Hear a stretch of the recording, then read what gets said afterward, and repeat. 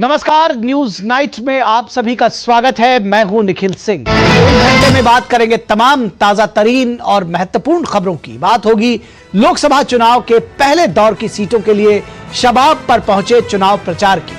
सत्ता पक्ष और विपक्ष ने अपनी पूरी ताकत झोंक दी है। साथ ही साथ बात होगी चुनावी वादों और घोषणा पत्र की। चुनावी वादों को पूरा करने का राजनीतिक दलों का क्या है रोड मैप, इस पर विशेष चर्चा भी करेंगे। साथ ही साथ दिखाएंगे देश भर से चुनाव प्रचार के तमाम रंग। आपको यह भी दिखाएंगे कि पाकिस्तान में हिंदू और ईसाई अल्पसंख्यक महिलाओं के साथ हो रही ज्यादतियों पर क्या कहती है यूएन विशेषज्ञों की रिपोर्ट। अगले एक घंटे में होगी देश दुनिया के हर जरूरी खबर। दिखाएंगे खेल और अर्थ जगत की भी खबरें। शुरुआत हेडलाइंस के साथ। प्रधानमंत्री नरेंद्र मोदी की मौजूदगी में कल बीजेपी जारी करेगी पार्टी का संकल्प पत्र। देश भर से जनता से लिए गए सुझाव के आधार पर तैयार हुआ है यह संकल्प पत्र।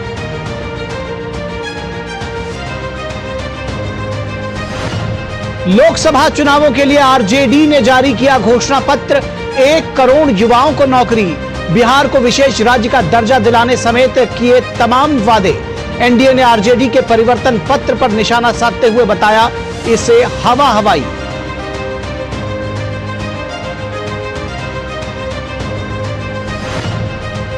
बीजेपी के दिग्गजों का धुआंधार प्रचार। अमित शाह ने राजस्थान के अलवर में की जनसभा और तमिलनाडु के कन्याकुमारी में किया भव्य रोड शो। जेपी नड्डा ने नागालैंड में, तो राजनाथ सिंह ने छत्तीसगढ़ और अनुराग ठाकुर ने मध्य प्रदेश में भरी हुंकार।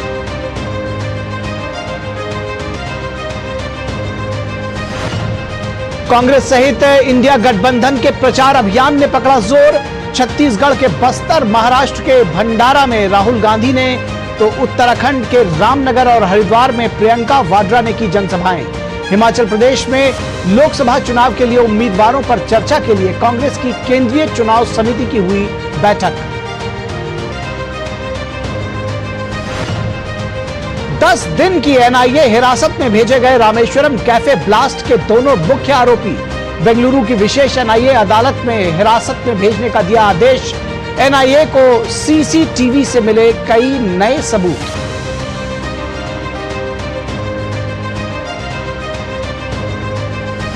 ऑस्ट्रेलिया के सिडनी में एक हमलावर ने की 5 लोगों की चाकू मारकर हत्या। भीड़ भाड़ वाले शॉपिंग सेंटर में हमलावर ने लोगों को बनाया निशाना। पुलिस ने जवाबी कार्रवाई में हमलावर को किया ढेर।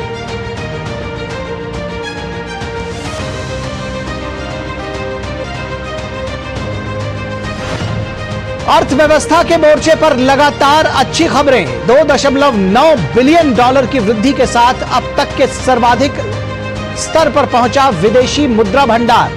फरवरी में इंडस्ट्रियल प्रोडक्शन 4 महीने के उच्चतम स्तर पर, 10 महीने के निचले स्तर पर पहुंची खुदरा महंगाई।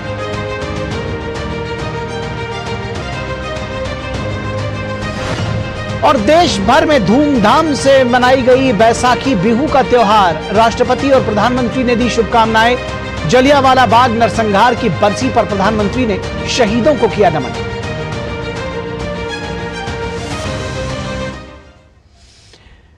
तो न्यूज नाइट में सबसे पहले बात करते हैं चुनावी वादों की, चुनावी घोषणा पत्रों की, और सबसे पहले बात बीजेपी के संकल्प पत्र की। प्रधानमंत्री नरेंद्र मोदी की मौजूदगी में रविवार को भारतीय जनता पार्टी अपना संकल्प पत्र जारी करेगी। बीजेपी ने देश भर में जनता से अलग अलग माध्यमों से संकल्प पत्र के सुझाव भी लिए हैं।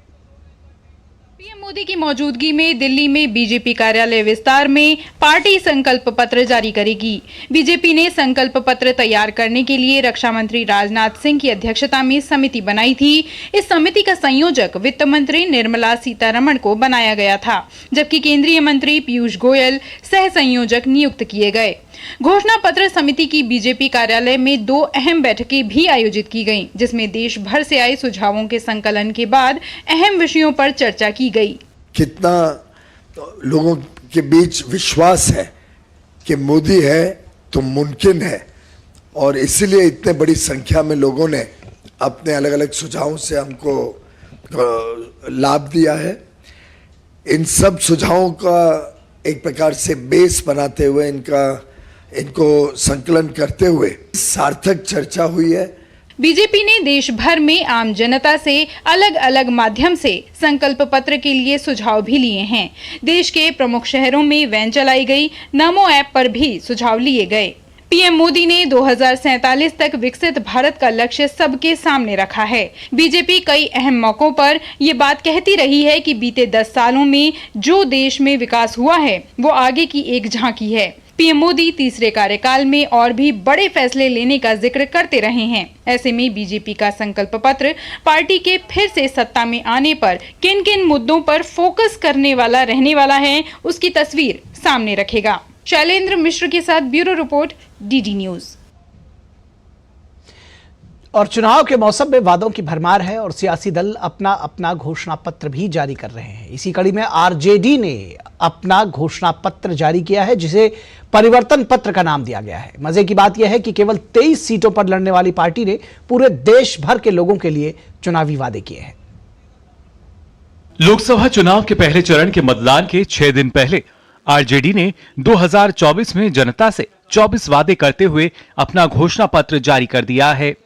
परिवर्तन पत्र के नाम से जारी घोषणा पत्र में राजद ने देश में 1 करोड़ सरकारी नौकरी, रक्षाबंधन पर गरीब परिवार की बहनों को 1 लाख रुपए, 500 रुपए में गैस सिलेंडर, बिहार में 200 यूनिट फ्री बिजली, बिहार को 1,60,000 करोड़ का स्पेशल पैकेज, अग्निवीर योजना को खत्म करने, ड्यूटी के दौरान जान गंवाने पर अर्धसैनिक बलों को शहीद का दर्जा देने, फसलों पर न्यूनतम समर्थन मूल्य और स्वामीनाथन रिपोर्ट की सिफारिशों को लागू करने, साथ ही बिहार में 5 नए एयरपोर्ट बनवाने, मंडल कमीशन की बची हुई सिफारिशें लागू करने और देश भर में पुरानी पेंशन योजना लागू करने, साथ ही बिहार को विशेष राज्य का दर्जा दिलवाने जैसे 24 वादे किए। इंडिया अलायंस की सरकार बनेगी तो देश भर में 1 करोड़ नौजवानों को नौकरी, सरकारी नौकरी हम लोग देने का काम करेंगे। 1 करोड़ नौकरी पूरे देश में। पूरे देश में 30 लाख नौकरियां जो है रिक्त पड़ी है, उसको तो भरेंगे ही भरेंगे, लेकिन 70 लाख नौकरी का जो है पदों का हम लोग सृजन करेंगे। तेजस्वी ने कहा कि जो हम कहते हैं उसे पूरा करते हैं। और हम लोग जब कोई बात कहते हैं तो उसको करके दिखाते हैं। हम लोगों ने 20 में जो मुद्दे लाए उस सारे मुद्दों को 17 महीने में हम लोगों की कोशिश रही कि सारे मुद्दे को हम लोग पूरा करें। आरजेडी के चुनावी घोषणा पत्र पर एनडीए दलों ने जमकर निशाना साधा। ये कैसा गठबंधन है? ये तो टुकड़े टुकड़े गैंग का गठबंधन है। ये टुकड़े टुकड़े गैंग है। पहले कांग्रेस में टुकड़े टुकड़े गैंग आई, अब टुकड़े टुकड़े ने गठबंधन बनाया। अब टुकड़ों टुकड़ों में इनका घोषणा पत्र है। न इनकी सोच एक है, न इनका नेता एक है, न इनकी नीयत एक है, और नीयत में खोट तो साफ नजर आता ही है।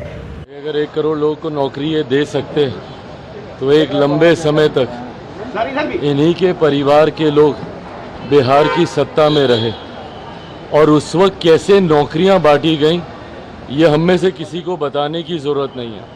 23 को सीट बिहार में लड़ रहे हैं, 2 झारखंड में लड़ रहे हैं, और ये इंडिया अलायंस की बात कर रहे हैं। अगर राष्ट्रीय संदर्भ में आप बात कर रहे हैं तो यह तो अहंकार बताता है आपका, कि अहंकार आपके चरम सीमा पर है, कि अपने सहयोगी दलों को भी विश्वास में नहीं ले रहे हैं। आरजेडी ने लोक लुभावन वादों की झड़ी लगाते हुए अपना घोषणा पत्र तो जारी कर दिया है, लेकिन बड़ा सवाल यही है कि इन्हें पूरा करने का रोड मैप क्या है। अब देखना होगा कि सत्ता और विपक्ष दोनों आमने सामने हैं। ऐसे में बाजी किसके हाथ लगती है यह देखने वाली बात होगी। बहरहाल बिहार की सियासत एक बार फिर गरमाई हुई है। कैमरामैन ललित के साथ पटना बिहार से मैं राजेश राज, डीडी न्यूज के लिए। और इस विषय पर हम चर्चा करेंगे, और आज यही हमारी विशेष चर्चा का विषय है। आज हमारी विशेष चर्चा का विषय है चुनावी वादे, कितनी हकीकत, कितना फसाना। क्योंकि जनता की समझ भी इस पर जरूरी है। चुनावी वादे कितनी हकीकत, कितना फसाना, कितने वादे पूरे होंगे और कितने वादे दरअसल किए जा रहे हैं, ये इस पर हम चर्चा करेंगे। चुनावी वादे कितनी हकीकत, कितना फसाना। और इस विषय पर बातचीत करने के लिए खास मेहमानों का पैनल हमारे साथ जुड़ा हुआ है। हम आपसे परिचय करा दें, हमारे साथ धनंजय गिरी बीजेपी के प्रवक्ता जुड़े हुए हैं। धनंजय जी स्वागत है आपका। चितरंजन गगन जो कि आरजेडी के प्रवक्ता हैं, चितरंजन जी बहुत स्वागत है आपका। और अभय कुमार जो कि चुनावी विश्लेषक हैं, वो हमारे साथ जुड़े हुए हैं। अभय जी बहुत स्वागत है आपका। और चितरंजन जी, अगर हम आपके साथ शुरुआत करना चाहें तो तमाम सारे सवाल उठाए गए हैं। आज आपका जो घोषणा पत्र जारी हुआ है, सबसे बड़ी बात तो ये समझ में आती है कि जब अलग अलग तमाम जो दल हैं वो लड़ रहे हैं और 23+2 यानी 25 सीटों से पर आप लड़ रहे हैं चुनाव, घोषणा पत्र पूरे देश भर का, ये कैसे संभव है? नहीं, देखिए, अभी हम सुन रहे थे अनुराग ठाकुर जी का, चिराग पासवान जी का, जो उन लोगों का बयान आ रहा था, नीरज जी का। माने इतना इस ढंग से इतने माने ये लोग जो है भुलक्कड़ हैं या जो है तो दिमागी संतुलन गड़बड़ाया हुआ है। सवाल यह है कि जब गठबंधन है, अभी टुकड़े टुकड़े गंड कर रहे थे अनुराग ठाकुर जी, तो ये तो 26 दलों का गठबंधन है, उनका गठबंधन तो 38 दलों का है। इसलिए यह कोई माने नहीं रखता। और जो कह रहे हैं कि यहाँ क्षेत्रीय दल, तो मैं याद दिलाना चाहूंगा 2004 में 26 उम्मीदवार हमारे लड़े थे चुनाव और 26 में 22 सीटों पर हम जीते थे। और केंद्र के सरकार में राष्ट्रीय जनता दल शामिल थी। और उस समय जो बिहार के लिए किया गया और देश के लिए किया गया, सबसे बड़ा पहले मनरेगा योजना जो हमारे डॉक्टर रघुवंश प्रसाद सिंह जी जो अब नहीं है हम लोग के बीच में, वे ग्रामीण विकास मंत्री के रूप में उसको लागू करने का काम किया। बिहार में जितना उस समय, जहां पहले 50 करोड़ रुपया मिलता था बिहार को, वहां पर 1,26,000 का अनुदान बिहार को दिया गया। तो इच्छा लेकिन सवाल दरअसल ये है कि ये जो घोषणा पत्र है अलग अलग दल अलग अलग तरह से जारी कर रहे हैं, आपके बीच में कोई कॉमन मिनिमम प्रोग्राम आप बनाते हैं और जनता के बीच में आते हैं? जैसे आपने जो दूसरों के बारे में कहा 38 दल, उनके यहाँ 38 लोग अलग अलग अपना घोषणा पत्र नहीं जारी कर रहे हैं, आपके यहाँ सब अपना अलग अलग घोषणा पत्र जारी कर रहे हैं। 25 सीटों पर लड़कर चितरंजन जी, 25 सीटों पर लड़कर आप तो 272 पर लड़ भी नहीं रहे कि आप कहें कि हम पूरे देश में करेंगे। या फिर एक बात आएगी कि जब आप जीत जाएंगे तो दूसरों को कन्विंस करेंगे, या आप उनसे सिफारिश करेंगे, और या उनसे आप झगड़ा करेंगे कि जी हमारी बातें लागू करिए। नहीं, सुन लीजिए। उसमें जो है, मैंने आपको उदाहरण दिया ना 2004 का, 22 सांसद हमारे जीते थे, 26 सीट पर लड़े थे, 22 हमारे सांसद जीत के गए थे। तो जो हम सरकार में शामिल थे उसमें तो इतनी क्षमता थी कि जो हमने कमिटमेंट हमारा जनता के सामने था वह मैंने पूरा किया। जो भी कमिटमेंट के साथ हम गए थे वो पूरा किया। ये बात जनता को कन्विंस अगर आप कर सकते हैं तो बहुत अच्छी बात है। लेकिन जो मेरे जहन में था दरअसल वो सवाल मैंने पूछा। मैं बता रहा हूँ। और उसके बाद जो क्षेत्रीय दलों की भी अपनी दायरा है, अपना उनका जनाधार है। उस जनाधार के दृष्टिगत रखते हुए अपना घोषणा पत्र तैयार करेगा ही ना, जिसका कोई जनाधार नहीं है। जो क्योंकि कोई कह रहा है कि 30 लाख नौकरी देंगे, आप कह रहे हैं 1 करोड़ नौकरी देंगे, आप लड़ रहे हैं 25 सीटों पर, जो ज्यादा वाले हैं वो 30 लाख दे रहे हैं। चलिए ठीक है, ये पब्लिक इसको देखेगी। ठीक है, आप जब सवाल के जवाब सुन लीजिए। आपने सुना नहीं ठीक से, 30 लाख पद तो खाली है केंद्रीय सेवा में। ठीक है, मैं आपकी बात नहीं कर रहा हूं, मैं जो आप ही के दूसरे साथी दल हैं वो 30 लाख की भी बात कर रहे हैं। इसीलिए मैंने कहा कि जब आप, चलिए, नहीं 30 लाख इसलिए कर रहे हैं, 30 लाख इसलिए कर रहे हैं कि 30 लाख पद ऑलरेडी केंद्रीय सेवा में खाली है। तो इंडिया गठबंधन की सरकार बनेगी तो पहली प्राथमिकता होगी कि ठीक है। चलिए मैं धनंजय गिरी से जवाब ले लेता हूं। ठीक है, धनंजय गिरी से जवाब ले लेता हूं। धनंजय जी, जो सबसे बड़ी बात आई है इनके घोषणा पत्र में कि 1 करोड़ लोगों को देश भर में रोजगार देंगे। रोजगार के मोर्चे पर लगातार सवाल भी पूछते रहे हैं विपक्षी दल आपसे। आपको लगता है कि ये किस तरह से संभव है? कैसे देखते हैं इस घोषणा को, और क्या आपके पास इसका कोई विकल्प भी तैयार है? निखिल जी, आपने सुना होगा मुंगेरी लाल के हसीन सपने, यह है तेजस्वी जी के ताजा तरीन सपने। यह घोषणा पत्र नहीं बल्कि उद्दंडता पत्र है। इस उद्दंडता से कांग्रेस भी सकते में है कि आखिर राजद का किया क्या जाए। कांग्रेस परेशान है इस प्राइवेट लिमिटेड कंपनी से। आप पूछिएगा कि संख्या कितनी है, आपकी लोकसभा में तो बताएंगे 0। लड़ कितना रहे हैं? 25। और घोषणा पत्र किसका? पूरे देश का। बिहार में कहावत है कि छोट कंपनी के कैलेंडर भारी। राजद जैसी प्राइवेट लिमिटेड कंपनी का हाल भी कुछ ऐसा ही है। प्रोडक्शन और क्वालिटी के नाम पर 0 और बात करनी है बड़ी बड़ी। अब तेजस्वी जी के पढ़ाई लिखाई पर क्या चर्चा करें? वो कह रहे हैं कि भाई विशेष राज्य का दर्जा देंगे। अरे आपके आदरणीय पिताजी ने बिहार के बंटवारे की नींव रखी, लोकसभा विधानसभा से पास किया, और केंद्र में आपके यूपीए की सरकार थी। रघुराम राजन कमेटी की रिपोर्ट ने उसको खारिज कर दिया कि नहीं हो सकता है, 2 बार खारिज कर दिया। तो आपके पिताजी ने कहा आप परिवर्तन का जो कर रहे हैं, घोषणा पत्र का उद्घोषणा पत्र जो कर रहे हैं, परिवर्तन परिवार के लिए परिवर्तन है। बिहार को जागीर समझने में और इजाफा करना है, कुछ और लोगों की जमीन जायदाद मकान अपने नाम कराना है। लालू अक्सर अपने प्रवक्ताओं को भूमा संघ कहते थे, यानी कि बेसुरा घराने पर। यह बिल्कुल भूमा संघ वाली बात है। अगर आप इस देखें 21वीं सदी का भारत है, इसे मजाक करने के लिए और भारत के युवाओं के साथ मजाक करना तेजस्वी जी बंद कीजिए। ये ठीक है कि आप नौवां फेल हैं, आप स्कूल नहीं जा पाए। ये ठीक है कि आपके पिताजी सर्टिफाइड कोर्ट से मोहर लगे हुए हैं कि भाई 4 आपने बैठ करके खा लिया और सरकारी खजाने का लूट किया। आप अपीचमेंट की पॉलिटिक्स करते हैं। मुसलमानों को खुश करने की कवायद ना काफी सच है। बिहार का मुसलमान भी आपको जान पहचान लिया है। मुसलमानों को पता है कि इस्तेमाल कर रहे हैं। इस्तेमाल अवश्य हुआ पर विश्वास नहीं हुआ। अशफाक की कहानी को दोहराने की जरूरत नहीं है। बिहार में बहुत ऐसे अशफाक है जो अफसोस कर रहे हैं कि कहां से कहां इनके हरे रंग के चक्कर में हमने टोपी लगाकर हमें लूटा है। इनकी स्थिति है कि बिहार का जो इन्होंने जनाजा निकाला है, बिहार को उद्देश्य करके वो दिन याद करके 15 साल पुराना, वो 20 साल बाद जो भयानक फिल्म आई थी, उससे भी खराब फिल्म था जंगल राज, जब कोर्ट ने कहा था इट सीट जंगल राज इन बिहार। तो तेजस्वी जी यह घोषणा पत्र नहीं, उद्दंडता पत्र का बंद करिए।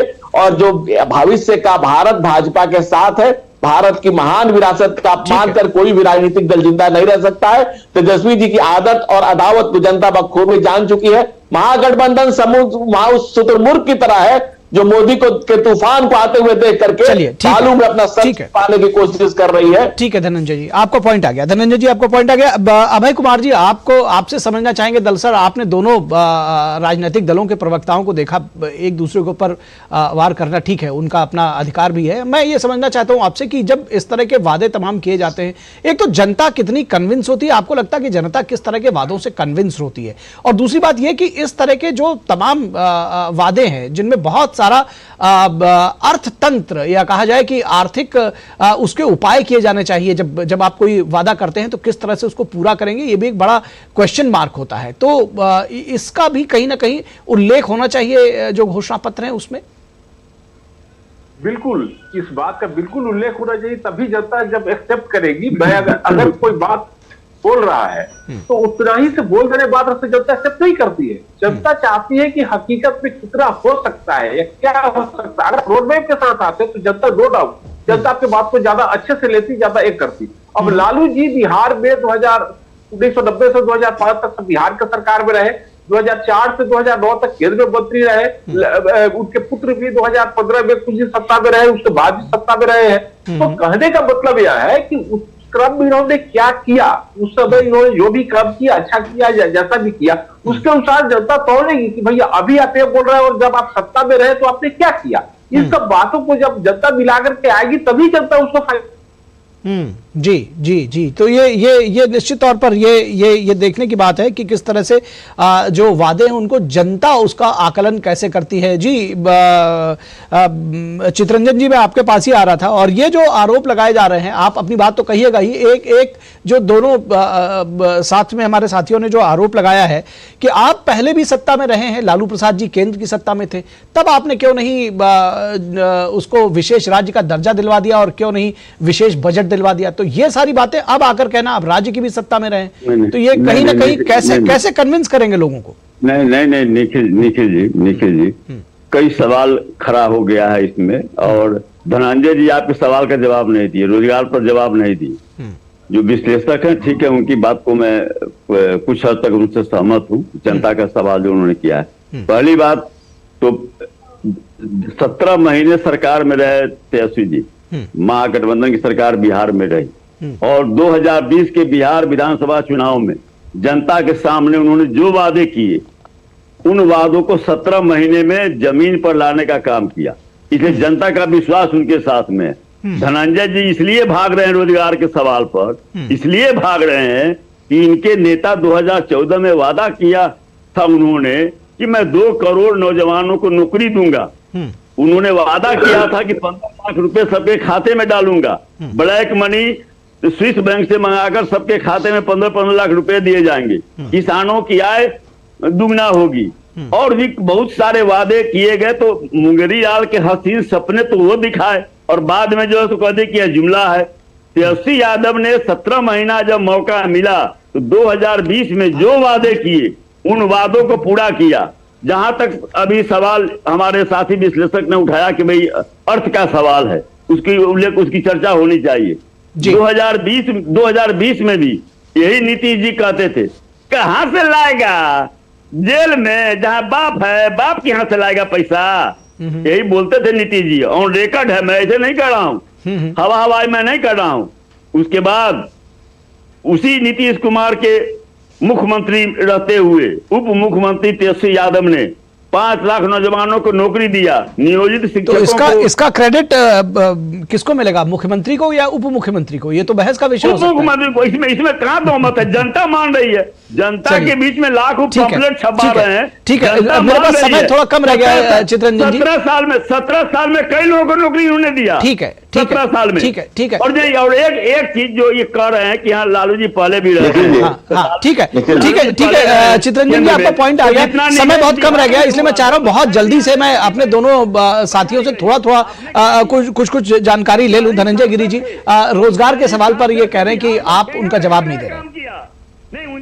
देखिए ऐसे बस हो गया। चित्ररंजन जी आप सुन लीजिए। चित्ररंजन जी सुनिए। हाँ जी जल्दी जी। निखिल जी, तेजस्वी जी अगर ये बात कहते तो मैं मुझे कोई आपत्ति नहीं होती, क्योंकि बेचारे नवा फेल है, स्कूल कॉलेज गए नहीं, इसलिए कोई बात नहीं। लेकिन अब चित्ररंजन जी तो पढ़े लिखे आदमी है, चित्ररंजन जी तो पढ़े लिखे आदमी है, और जब किसी प्रदेश में कोई कार्य होता है तो उसका क्रेडिट मुख्यमंत्री को जाता है। और मुख्यमंत्री ने भी इस बात को कहा है कि हमने किया, और भाजपा के साथ लंबे समय तक जब सरकार में रहे तो लगातार भाजपा के साथ रहे तो उसका इंप्लीमेंटेशन किया गया। और आदरणीय मुख्यमंत्री ने इस बात को भी कहा कि जब वो इनके साथ सत्ता से वापसी कर रहे थे तो उसमें लोग कुछ 3-5 करना चाह रहे थे, कुछ हेरा फेरी करना चाह रहे थे। जो पुराना इनका ट्रैक रिकॉर्ड है कि नौकरी के बदले जमीन, मकान, दुकान, प्रॉपर्टी, संपत्ति, तमाम चीजें जो एक गले में लटकाए हुए, उस तरह का भी कुछ करना चाह रहे थे। ऐसा नीतीश जी का स्टेटमेंट है, ऐसा मैं नहीं कर रहा। दूसरी बात, भारत सरकार की जो आप चर्चा करते हैं तो आप बताइए कि जो 16 लाख करोड़ की अर्थव्यवस्था आज 45 लाख करोड़ की अर्थव्यवस्था है, लगभग 3 गुना। 11वीं अर्थव्यवस्था आज 5वीं अर्थव्यवस्था बनी है। पीपीपी में तीसरा नंबर पे आए हैं। 12 करोड़ किसान सम्मान निधि दी जा रही है, 12 करोड़ टैप से वाटर दिया जा रहा है, 12 करोड़ शौचालय बने हैं, 4 करोड़ गरीबों के घर बने। ईपीएफओ का डाटा है कि कई करोड़ लोग नए उसमें इन्वॉल्व हुए हैं जिनका किसी नौकरी मिली है। और ये तमाम चीजें सरकारी आंकड़ों पर हम बात कर रहे हैं। अब वो हवा हवाई नहीं करे। तेजस्वी की ताजा तरीन सपने कि भाई संसद में संख्या कितनी है तो बताएंगे 0, और कितना रहा होता 25, और पूरे देश का बताएंगे कि भाई मैनिफेस्टो। इनके साथ एक कम्युनिस्ट पार्टी भी है, उसका मैनिफेस्टो उठा के पढ़िए तो कह रहा है कि परमाणु हथियार को खत्म करो ताकि चाइना उधर से आ जाए इधर। अब उनका देखो, चाइना का हथियार 62 से 64 तक चाइना संपन्न हुआ। ये तो सवाल शुरू में ही उठा था, और ये सवाल मैं लेकर के अभय कुमार जी के पास आ रहा हूं। अभय कुमार जी, जब कई सारी पार्टीज हैं और ये पहली बार देखने में आ रहा है कि बहुत सारे दल कॉमन मिनिमम प्रोग्राम के साथ नहीं आए हैं, बल्कि अलग अलग लोग अपनी अपनी बातें कर रहे हैं, और उसमें कई बार विरोधाभासी बातें भी आ रहे हैं, यानी वादों पर विरोधाभास है। तो ये कई रहीम कैसे निभाए केर बेर के संग, ये कैसे जनता के गले उतरेगा? यही बात है निखिल जी कि मैं बताना चाह रहा हूं कि इनको एकमत होकर आना चाहिए था। जहां ऑपोजिशन को यूनाइट होना चाहिए था, यूनाइटेड फेस प्रेजेंट करना चाहिए था, यहाँ पर अभी इन लोगों में एक दूसरे में इतनी ज्यादा डिफरेंसेस देखी जा रही है कि जनता कैसे विश्वास करेगी। जनता तब विश्वास करती, एक प्लेटफॉर्म पर आते फोटो तो जरूर खिंचवा लेते, मल्टीपल जगह पर गए फोटो खिंचवा लिए, लेकिन न सीट में लोग ठीक से डिस्ट्रीब्यूशन कर पाए हैं, न ही घोषणा पत्र ठीक से लेकर के आ पाए हैं। और सबका घोषणा पत्र देखिएगा तो किसी के मतलब 1-2 पॉइंट ठीक है, 1-2 पॉइंट कॉमन है, लेकिन उसके अलावा सबका पॉइंट अलग अलग है। अगर हम आरजेडी के घोषणा पत्र को देखें तो एक तरफ बोल रहे हैं कि गरीब महिलाओं को 1 लाख रुपया पर ईयर देंगे और 500 रुपया सिलेंडर देंगे। या दोनों एक मतलब कैसा कॉन्ट्राडिक्टरी है? ऐसा कॉन्ट्राडिक्टरी नहीं है, लेकिन कैसे कि जब आप गरीब को 8,000 रुपया पर मंथ दे रहे हैं तो उसको सिलेंडर देने की जरूरत शायद नहीं है, और आप दोनों बात बोल रहे हैं, मतलब कि आपके मन में आप लोगों को लुभाना चाह रहे हैं, ऐसी सी बातें बोलना चाह रहे हैं कि लुभा रहे हैं। ठीक है, दोनों को एक साथ डिबेट करना बहुत मुश्किल है। ठीक है, ठीक है, आपका पॉइंट भी आ गया। जी, आपका पॉइंट भी आ गया। हमारे पास समय बस इतना ही है, और एक पंक्ति के साथ मैं आप सभी लोगों से आप लोगों को धन्यवाद कहूंगा कि सड़क पक्की करा दूंगा कहा होगा, काम नक्की करा दूंगा कहा होगा, नशे की बात की औकात क्या प्यारे, इलेक्शन का नशा था कहा होगा। तो ये जनता को कन्विंस होना चाहिए कि ये इलेक्शन के नशे में कही हुई बात नहीं है। दरअसल इस पर जो हमारे नेता हैं वो सचमुच सोच रहे हैं, उनके पास कोई रोड मैप है और वो उसको साबित करेंगे। फिलहाल धनंजय जी आपका, चित्रंजन जी आपका और अभय कुमार जी आपका बहुत शुक्रिया हमारे साथ जुड़ने के लिए, बातचीत करने के लिए। और यहां रुकेंगे एक छोटे से ब्रेक के लिए, कहीं मत जाइएगा, जल्द हाजिर होंगे। पहले स्वदेशी बैंक से एक आधुनिक डिजिटल बैंक तक, तकनीक से बैंकिंग को बेहतर बनाते हुए पीएनबी उत्कृष्टता के नए आयाम हासिल कर देश सेवा में समर्पित है। ग्राहकों और हितधारकों के विश्वास के लिए दिल से धन्यवाद। Celebrating 130th foundation day. PNB भरोसे का प्रतीक। मैं क्या जी, सब जानते हैं, जहां दिखे मारियो, अपना समझ के खा लियो। स्वाद से सबको दीवाना कर दे, दीवाना कर दे। पता का चाय, गजब का स्वाद।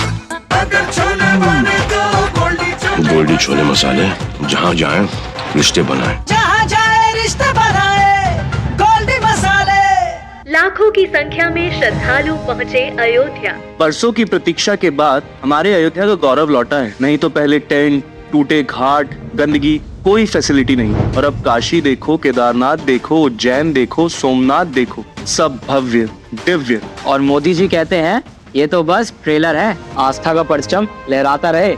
ये है मोदी की गारंटी, इसलिए हमारा पहला वोट मोदी को। ये है हमारी भी गारंटी। कमल का बटन दबाएं, भाजपा को जिताएं।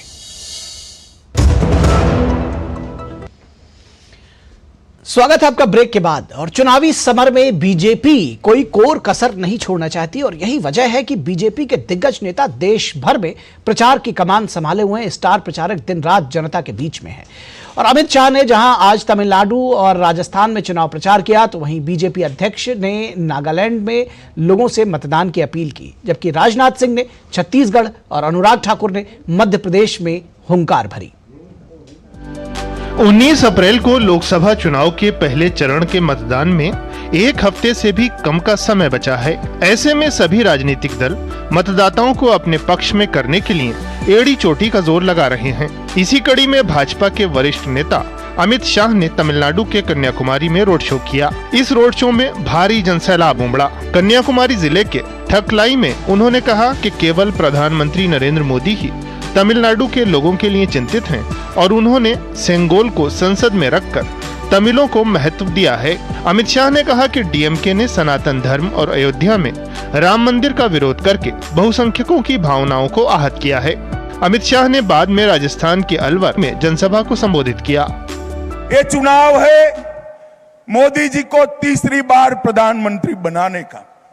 मोदी जी को तीसरी बार प्रधानमंत्री बनाना है। जब मैं कहता हूं तब वैसे ही नहीं कहता हूं। 10 साल में मोदी जी ने असंभव दिखते हुए कई सारे काम किए हैं। 10 साल का मोदी जी के पास रिकॉर्ड है, और 25 साल का मोदी जी के पास प्लानिंग है। इसलिए मोदी जी को चुनना है। एक तरफ जहां अमित शाह ने लोगों के बीच उतरकर जनता से वोट मांगा, वहीं केंद्रीय मंत्रियों राजनाथ सिंह और अनुराग ठाकुर ने भी प्रचार किया। राजनाथ सिंह जहां दंतेवाड़ा और कांकेर में मौजूद रहे, तो वहीं अनुराग ठाकुर ने मध्य प्रदेश के छिंदवाड़ा में अनोखे अंदाज में प्रचार किया। उन्होंने लोगों के बीच बैडमिंटन खेलकर वोट मांगा, तो पांढुर्ना में कार्यकर्ताओं के बीच जोश भरा। हम लोगों की यह धारणा रही है, हमारे प्रधानमंत्री जी की सोच रही है, जब तक हर व्यक्ति का विकास नहीं होगा, और विकास केवल नहीं कि उसके पास खाने पीने का साधन मुहैया हो जाए, उसका पढ़ाई भी होनी चाहिए, लिखाई भी होनी चाहिए, ज्ञान भी होना चाहिए, संस्कार भी होना चाहिए, सब कुछ होना चाहिए। मोदी ने पिछले 5 सालों में 3 लाख करोड़ रुपया किसानों को दिया। हमारी मध्य प्रदेश की सरकार में तो अगर आप पैसा समय पर वापस कर दो, आपका ब्याज भी माफ कर दिया जाता है। वो भी करने का काम करता है। कृषि में के क्षेत्र में, कृषि में कभी गुजरात मोदी जी के नेतृत्व में सबसे आगे बढ़ता था। जब से प्रदेश में भारतीय जनता पार्टी की सरकार बनी, पहले शिवराज जी थे, आज मोहन यादव जी हैं। आज देश में कृषि क्षेत्र में नंबर 1 मेरा मध्य प्रदेश बना है। भाजपा के बड़े नेताओं की मौजूदगी सिर्फ बड़े प्रदेशों तक सीमित नहीं है, बल्कि वो हर जगह अपनी आमद दर्ज करा रहे हैं। इसी कड़ी में भाजपा के राष्ट्रीय अध्यक्ष जेपी नड्डा ने पूर्वोत्तर राज्य नागालैंड में लोगों से भाजपा के पक्ष में मतदान करने की अपील की। Congress had a policy of vote पाओ और भूल जाओ, get the votes and forget them, forgive them and forget them, भूल जाओ, कोई याद रखने की जरूरत नहीं। इस तरीके की लंबी समय तक पॉलिसी चलाई और यही वजह है कि आज हमारे कांग्रेस के प्रत्याशी चुनाव तो लड़ रहे हैं और चुनाव तो लोकसभा का लड़ रहे हैं, लेकिन विधानसभा में एक भी सीट हाथ में नहीं है, not even a single seat. Bhajpa के स्टार प्रचारकों में राज्यों के मुख्यमंत्री भी शामिल हैं। उत्तर प्रदेश के मुख्यमंत्री योगी आदित्यनाथ ने मुरादाबाद और उत्तराखंड के हल्द्वानी में जनसभा को संबोधित किया। वहीं बागेश्वर में पुष्कर सिंह धामी ने राज्य में समान नागरिक संहिता लागू किए जाने को सरकार की उपलब्धि बताया। देश के विभाजन की त्रासदी हो, आतंकवाद की समस्या हो, नक्सलवाद की समस्या हो, जातिवाद की समस्या हो, भ्रष्टाचार की समस्या हो, अलगाववाद की समस्या हो, ये सभी समस्याएं कांग्रेस की देन है और कांग्रेस ने इतनी समस्याएं दे दी कि उसके समाधान के लिए देश को मोदी जी जैसा यशस्वी नेतृत्व मिला और 10 वर्ष में हम सब ने बदलते हुए भारत को देखा है।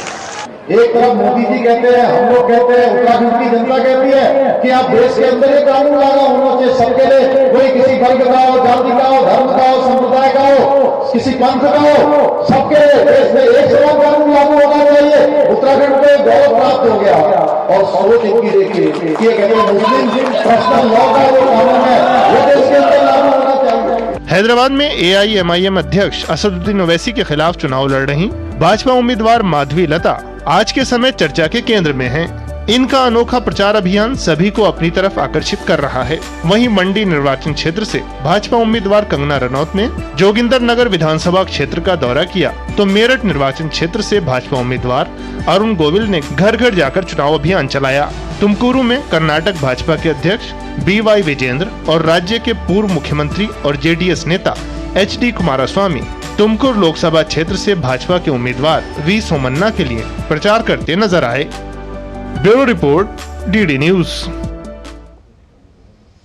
तो ये थी बीजेपी नेताओं की बात। वहीं विपक्ष के नेता भी पूरे जोर शोर से चुनाव प्रचार में जुटे हुए हैं और राहुल गांधी ने छत्तीसगढ़ के बस्तर में एक जनसभा की, तो प्रियंका गांधी वाड्रा ने उत्तराखंड और ममता बनर्जी ने जलपाईगुड़ी में रैली को संबोधित किया। असदुद्दीन ओवैसी और फारूक अब्दुल्ला ने भी अपने अपने क्षेत्रों में चुनाव प्रचार किया। देखिए ये रिपोर्ट।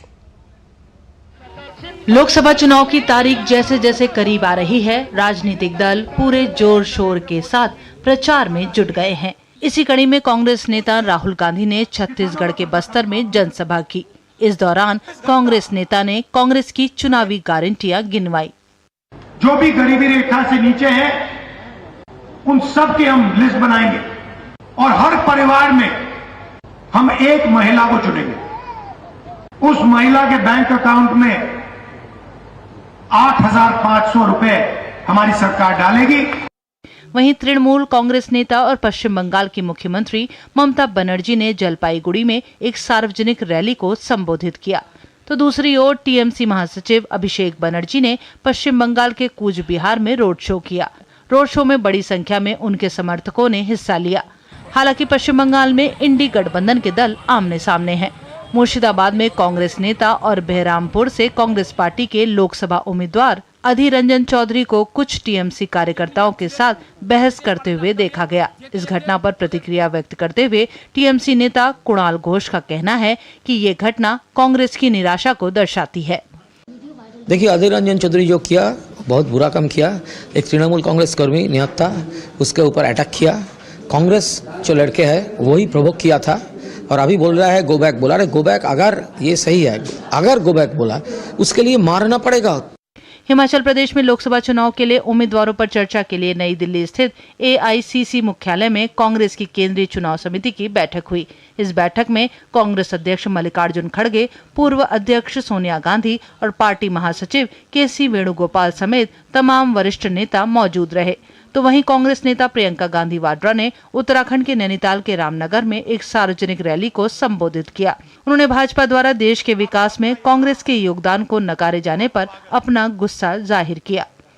चाहे कितनी भी गालियां दें, चाहे कितना भी करें, ये हमारे संघर्ष को समझ नहीं सकते और ये हमारी श्रद्धा, हमारे देश के प्रति प्रेम को कभी नहीं समझ सकते। हमारे देशभक्ति को ये देशद्रोह कहें, हमें कुछ भी कहें, हम चुप रहते हैं। जम्मू कश्मीर के श्रीनगर में नेशनल कॉन्फ्रेंस के प्रमुख फारूक अब्दुल्ला ने वंशवाद के आरोपों को नकारते हुए कहा कि हम वंशवाद से नहीं, चुनाव जीत कर आते हैं।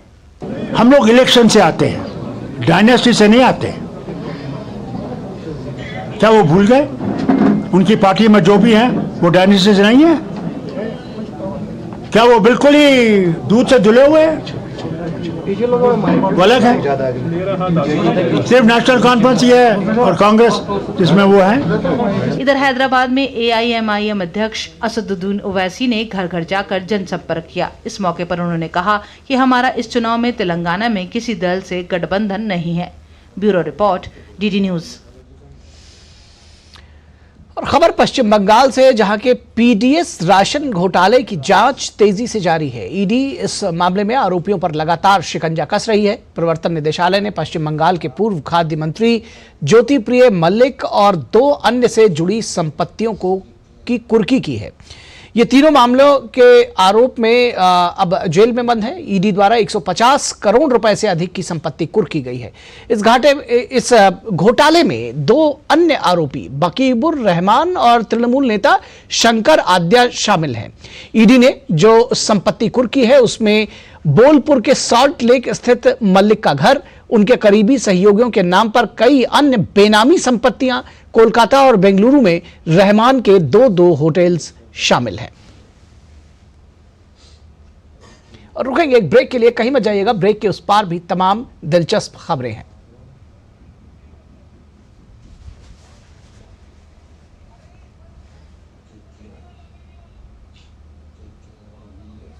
दुनिया की बिसात, शहमात का खेल, वैश्विक कूटनीति, सियासी तालमेल, उभरती नई विश्व व्यवस्था, पर्यावरण, अर्थव्यवस्था, ग्लोबल वार्मिंग ही नहीं, ग्लोबल वार्मिंग भी, जंग का जुनून हो या शांति की पहल, सभी वैश्विक हलचल, खबर जो करे खबरदार, देश देशांतर से जिसका सरोकार, बात दुनिया जहान की, खबर दुनिया की।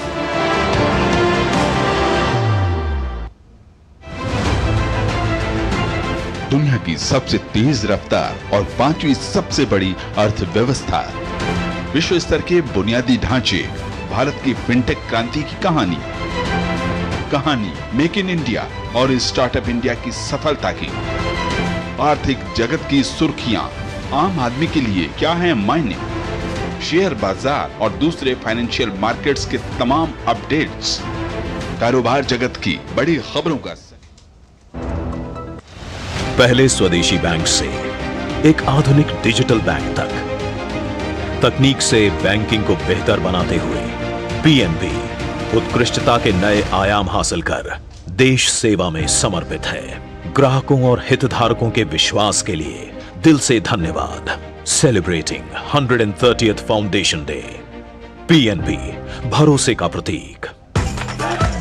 मैं क्या जी, सब जानते हैं, जहां दिखे मारियो, अपना समझ के खा लियो। बहाना नंबर 11, नींद पूरी करने का डे। बहाना नंबर 28 ट्रिप पर जाने का day 39 binge watch all seasons 65 घर की सफाई का डे। एक वोट ना डालने से क्या होगा? और सबसे बड़ा बहाना, isn't it a holiday today? Holiday? 101 बहाने हैं वोट ना डालने के, पर इस चुनाव के पर्व में एक ही रीजन काफी है वोट डालने का, वो है हमारी रिस्पॉन्सिबिलिटी देश और हमारे फ्यूचर के लिए।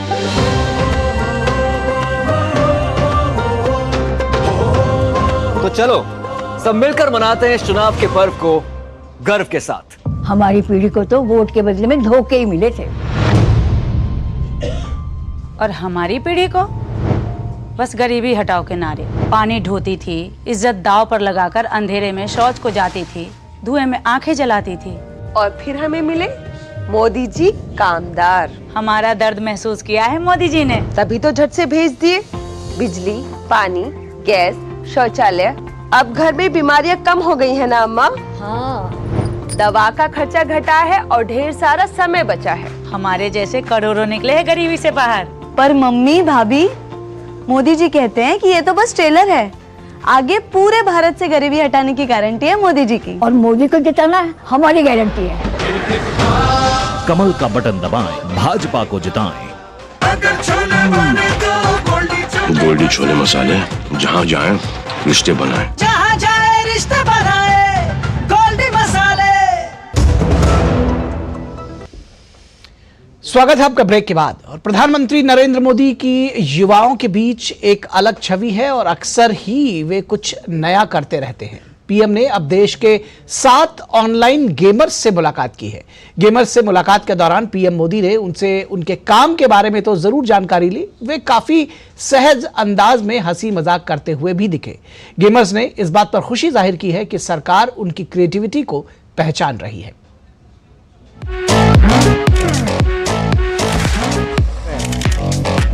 लाइक हार्ट बीट स्टॉप हो जाने वाला मोमेंट था वो। स्वागत है आप सबका। प्रधानमंत्री नरेंद्र मोदी ने गेमिंग इंडस्ट्री में अपने नाम का डंका बजा चुके 7 क्रिएटर्स से मुलाकात की और उनसे गेमिंग से जुड़े कई मुद्दों पर बातचीत की।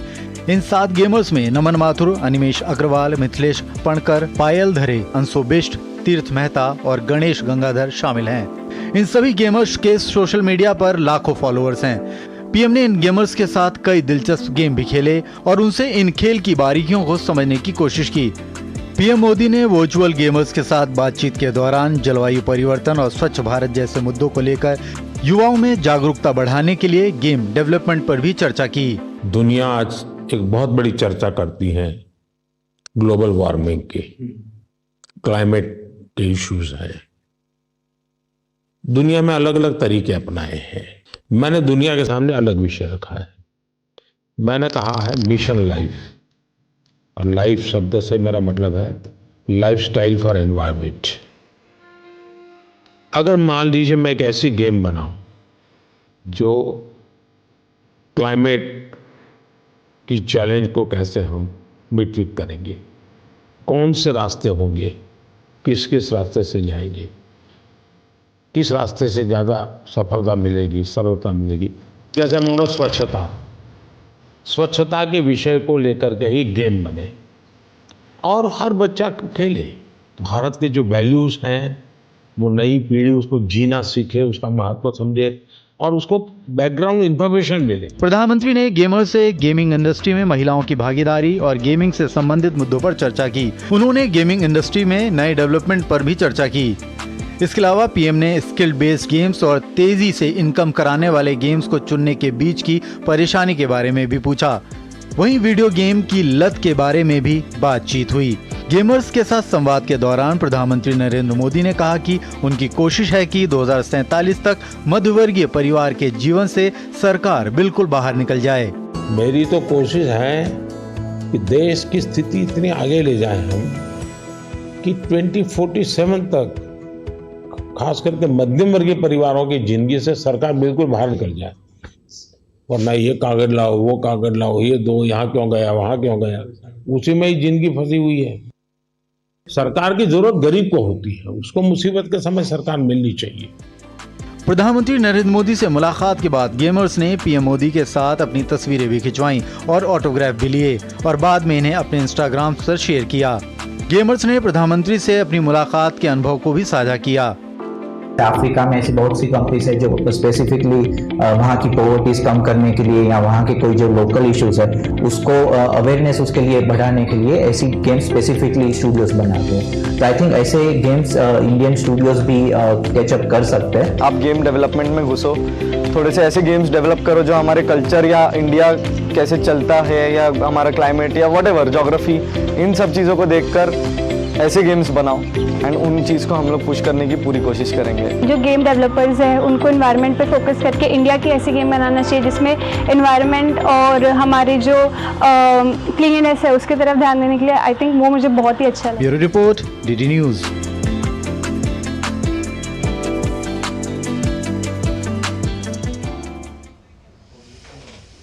और अर्थव्यवस्था के मोर्चे पर लगातार अच्छी खबरें मिल रही हैं। देश का विदेशी मुद्रा भंडार 2.9 बिलियन डॉलर की वृद्धि के साथ अब तक के सर्वाधिक स्तर पर पहुंच गया है।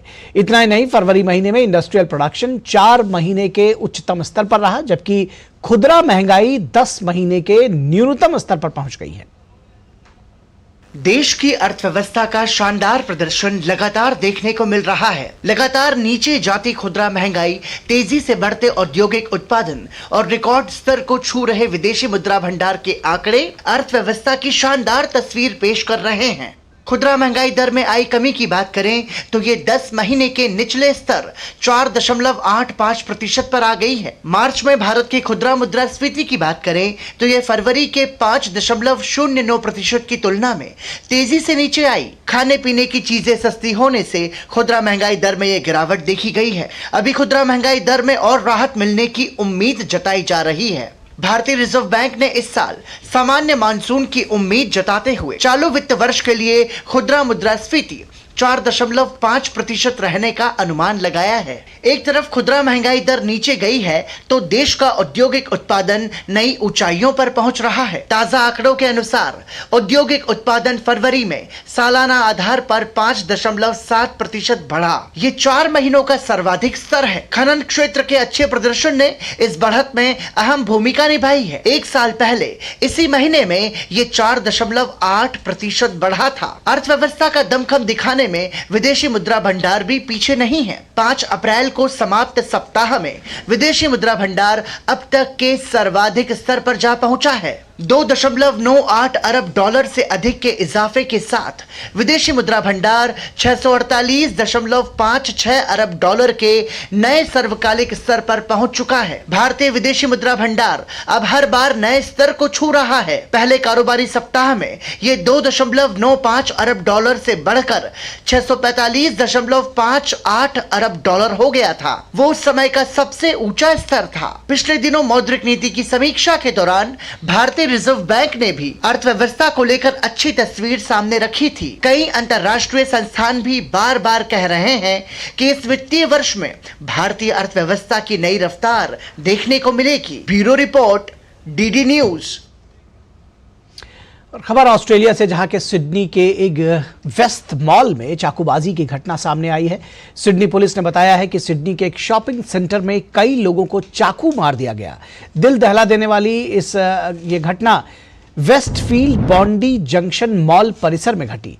घटना के समय मॉल शॉपिंग करने वालों से खचाखच भरा हुआ था। इस हमले में अब तक 5 लोगों के मारे जाने की सूचना है। कई लोग घायल भी हुए हैं। हताहतों की संख्या बढ़ सकती है। पुलिस ने कहा है कि हमलावर को मार गिराया गया है। घटना के बाद मॉल को बंद कर दिया गया है और लोगों से इस जगह से दूर रहने की अपील की गई है। और ऑस्ट्रेलिया के प्रधानमंत्री एंथनी एल्बनीजी ने सोशल मीडिया साइट एक्स पर अपने संदेश में कहा कि बॉन्डी जंक्शन पर हुई घटनाओं के बारे में जानकारी मिली। कई लोगों के हताहत होने की खबर है। घायलों के प्रति हमारी संवेदनाएं हैं।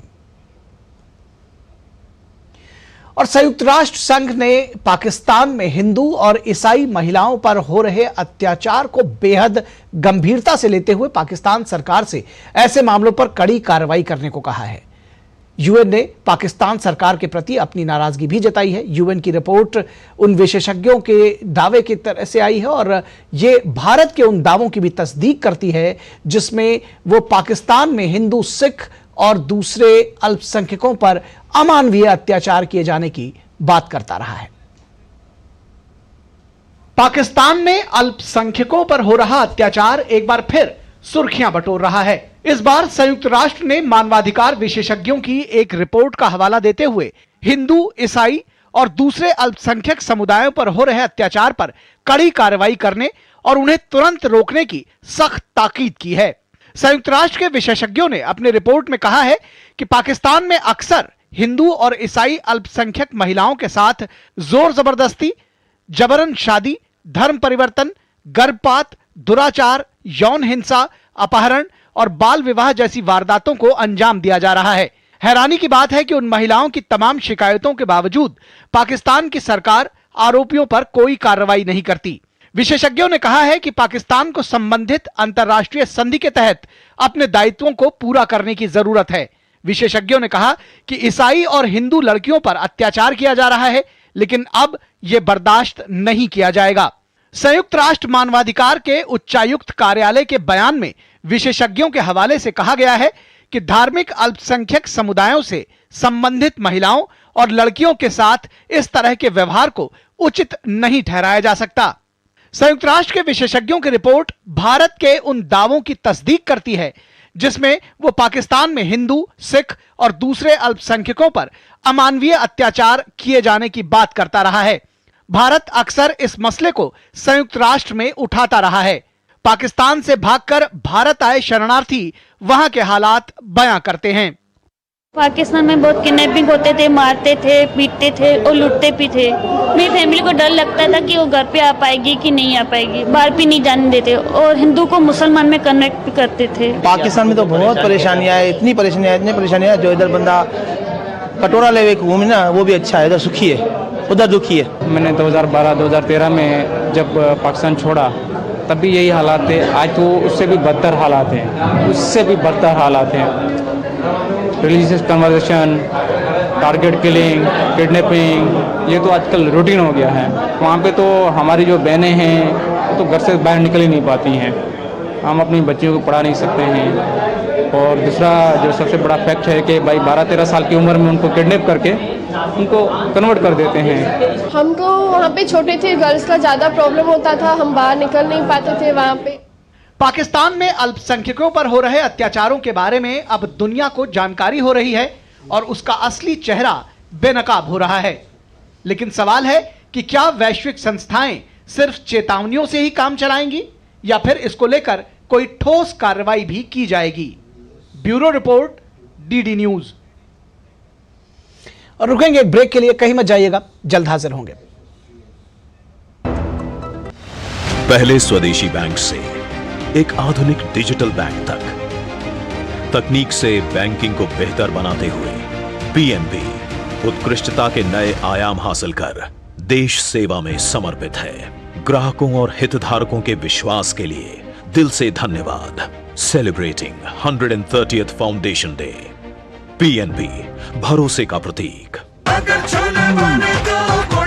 गोल्डी छोले मसाले, जहाँ जाएं रिश्ते बनाएं। जहाँ जाए रिश्ते बनाए, गोल्डी मसाले। लाखों की संख्या में श्रद्धालु पहुँचे अयोध्या। बरसों की प्रतीक्षा के बाद हमारे अयोध्या का गौरव लौटा है। नहीं तो पहले टेंट, टूटे घाट, गंदगी, कोई फैसिलिटी नहीं। और अब काशी देखो, केदारनाथ देखो, उज्जैन देखो, सोमनाथ देखो, सब भव्य दिव्य। और मोदी जी कहते हैं ये तो बस ट्रेलर है, आस्था का परचम लहराता रहे।